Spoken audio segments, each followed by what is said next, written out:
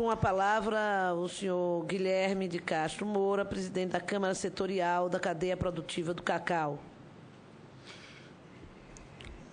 Bom dia a todos. Queria começar agradecendo, parabenizando a senadora Lídice pela iniciativa e agradecendo ao convite. É uma oportunidade nós estarmos aqui discutindo, né, esse projeto de lei que eu reputo que talvez seja o início, senadora, de um plano estruturante para o setor, que é exatamente o que nós estamos precisando desse momento.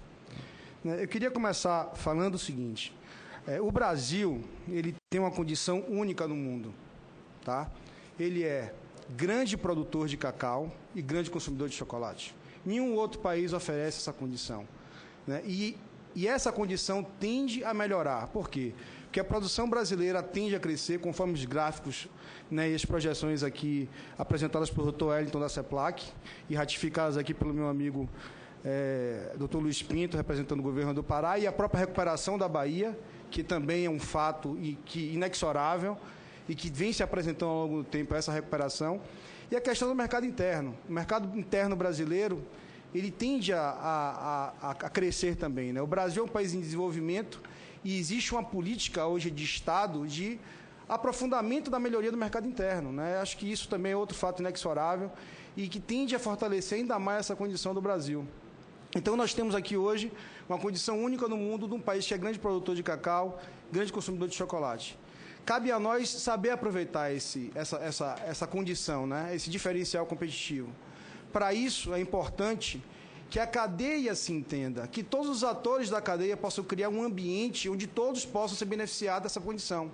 Então, a gente tem um ambiente onde o produtor de cacau possa estar dialogando com a indústria de processamento, com os chocolateiros, a fim de nós criarmos uma condição e um debate onde todos possam se beneficiar dessa situação. E, para isso acontecer e para que todos possam, né, se beneficiar disso, porque hoje, gente, a gente vive uma situação de cadeias globais, né? As cadeias produtivas elas não são mais restritas ao país. Hoje as pessoas buscam o parceiro que é mais competitivo globalmente. Ninguém tem problemas hoje em, de repente, se o setor de processamento industrial dos Estados Unidos for mais competitivo que o brasileiro, a gente pode estar aqui trabalhando com o setor de processamento industrial americano, né? Então, o objetivo é que todos os elos da cadeia sejam competitivos para que todos possam se beneficiar dessa condição. E aí, até em função do que já foi apresentado até pelo Dr. Wellington também, que fez um resgate dos dados, a questão da chegada da vassoura de bruxa, né, na região da Bahia, né, e no Brasil, terminou provocando um debate na produção nacional. E, diante disso, o elo mais fraco, né, nessa condição entre os atores da cadeia produtiva do cacau é justamente a produção primária, o produtor de cacau.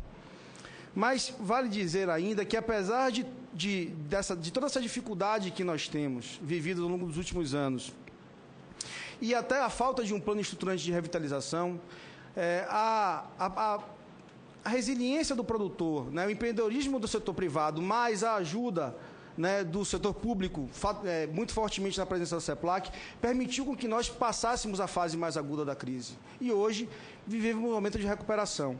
Vale frisar, senadora, a senhora colocou da importância do que o cacau já representou para a Bahia. O cacau hoje, segundo os dados de 2013, é o sexto produto no valor bruto da produção, sexto produto agrícola no valor bruto da produção, em faturamento em reais, entre todos os produtos agrícolas baianos. Mas tem um dado importante com relação a isso, que é o seguinte: nós temos dois grandes produtos que estão destacados na primeira e no segundo lugar, que é soja e algodão, que estão na casa dos 2 bilhões, e os demais produtos, cacau, café, mandioca, não, estou falando só de agricultura, né? Estou deixando a pecuária de lado, né? O próprio milho, né? Que ficam embolados, eu queria dizer mais ou menos esse termo, na casa dos 800 milhões. Todos ficam girando ali em 800 milhões. E aí a recuperação que se apresenta o cacau, inclusive o baiano, ao longo desses últimos anos, fatalmente fará com que o cacau possa saltar para o terceiro produto agrícola mais importante do estado da Bahia.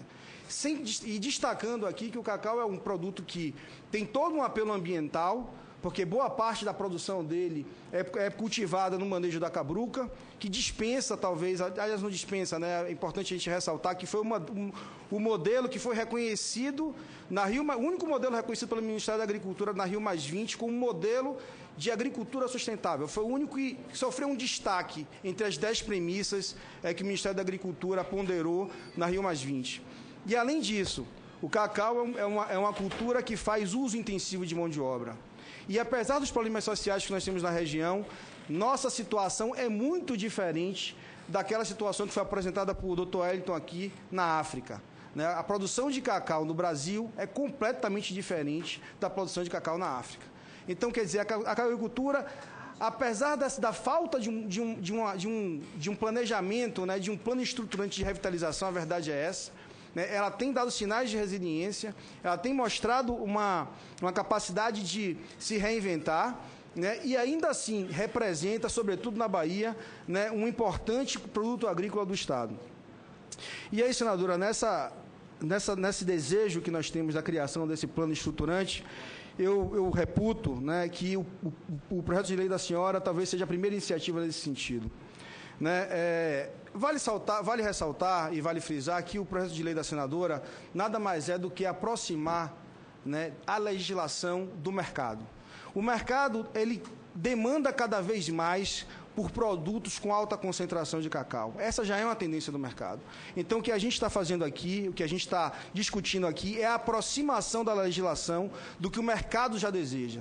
Segundo, é aproximar a legislação brasileira dos outros países que são grandes consumidores de chocolate. A Europa trabalha com 35%, os Estados Unidos trabalham com 35%, que são os grandes mercados consumidores. O próprio Japão trabalha com percentuais nesse sentido. Quer dizer, a legislação da gente está defasada. E se por acaso no passado ela foi mudada em função da questão do abastecimento, já está aqui, os números já mostram que esse não é um fantasma que nos aflige.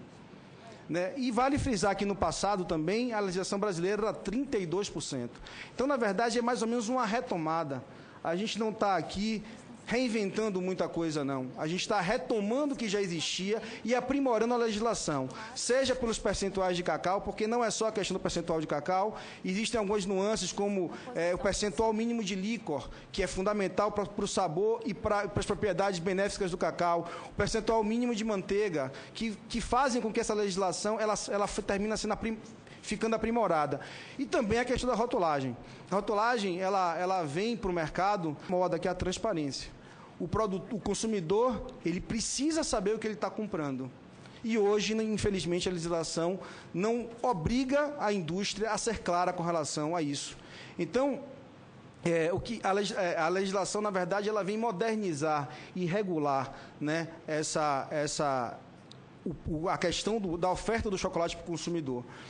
E, enfim, eu acho que assim, é o início de um trabalho que pode, de fato, melhorar bastante. E não existe prejuízo nisso, porque se, por acaso, a indústria quiser continuar produzindo os produtos que ela produz com esses percentuais de cacau inferiores ao que está sendo proposto, ele poderá continuar no mercado desde com um nome diferente. O consumidor precisa saber claramente o que é chocolate e o que é um doce, o que é um bombom, que inclusive é previsto na legislação para que ele sofra a denominação de bombom de chocolate.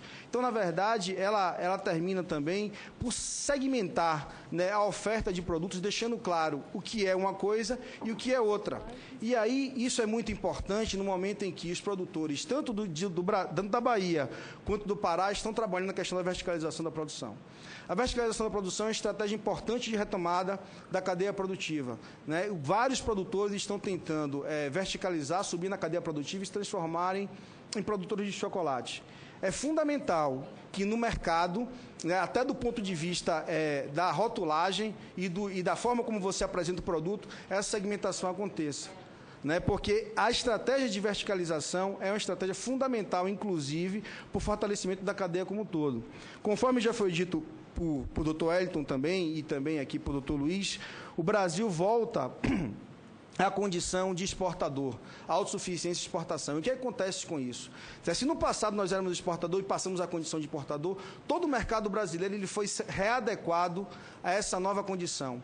né? Se nós estamos voltando à condição de exportador, o mercado tem que ser reorganizado de novo, sob pena de sobrar produto no mercado e acontecer o que está acontecendo hoje. O produtor de cacau hoje sofre um deságio na bolsa da ordem de $150. Né, em função da superoferta de cacau que existe no mercado. Então, a gente tem que trabalhar para que não haja essa sobra de mercado. Como é que a gente faz isso? Tem diversas estratégias, mas, sobretudo, a verticalização da produção, né, onde o produtor pode transformar parte da sua mercadoria em chocolate, é uma estratégia. E a mudança da legislação também, porque a partir do momento que você muda a legislação, de alguma forma você termina aquecendo o mercado, porque aqueles produtos que eram produzidos em torno da legislação mínima, que não são todos, pelo contrário, o mercado aponta para produtos com concentração maior, passarão a exigir mais cacau. Então, são o projeto de lei ele termina atacando duas pontas importantes, certo? Do novo desafio que nós temos, que é a formação do mercado interno.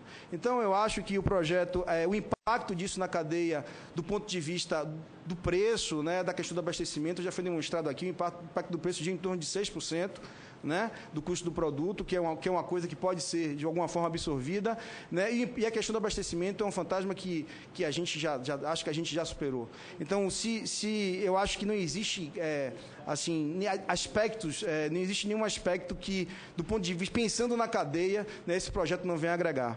Então, senadora, mais uma vez eu queria agradecer. Eu queria dizer que é o primeiro passo para a gente montar, né, um plano estruturante, que é justamente o que a gente vem debatendo. Vai ter uma audiência na Bahia no dia 17, para a gente trabalhar esse plano, que é o que a cadeia precisa. A gente está tudo indica que nós iremos viver um novo cenário agora, onde a cadeia produtiva do cacau e chocolate no Brasil pode entrar de uma forma e sair de outra completamente diferente. Nós não queremos aqui voltar à liderança na produção nacional de cacau. Eu acho que o desafio da gente não é esse. A gente precisa ser, talvez, o melhor produtor de cacau do mundo. O país onde o produtor de cacau tenha condições de viver, tanto o produtor quanto o trabalhador, completamente diferente daquilo que nós vimos aqui no início da apresentação do Dr. Wellington. Eu acho que o desafio é esse. O plano que tem que ser montado de reestruturação da cadeia visa isso, melhorar a competitividade de todos os atores. Né? E eu acho que o projeto de lei foi a primeira iniciativa nesse sentido. Muito obrigado. Muito obrigada ao doutor Guilherme Moura, presidente da Câmara Setorial da Cadeia Produtiva do Cacau.